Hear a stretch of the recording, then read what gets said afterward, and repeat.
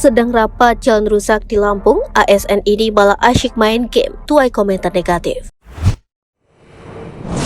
Ulah aparatur sipil negara satu ini menjadi sorotan lantaran asyik main game. Pasalnya sang ASN asyik bermain game saat sedang rapat.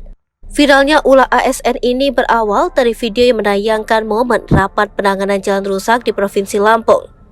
Video itu menayangkan beberapa orang berseragam putih tampak duduk mengikuti sebuah rapat.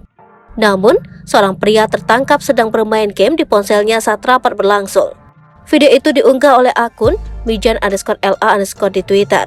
Oknum pejabat ASN malah asik main game saat rapat teknis penanganan jalan rusak di Provinsi Lampung. Lagi-lagi, Lampung jadi sorotan. Pasalnya, salah satu aparatur sipil negara keciduk main game di saat rapat teknis penanganan jalan dan jembatan di Provinsi Lampung. Tulis akun tersebut. Sejumlah akun pun turut mengomentari postingan Mijan_LA_. Akun Bridwan908 memberi komentar negatif terkait video tersebut. Sementara akun Kamal80 meminta agar video tersebut viral.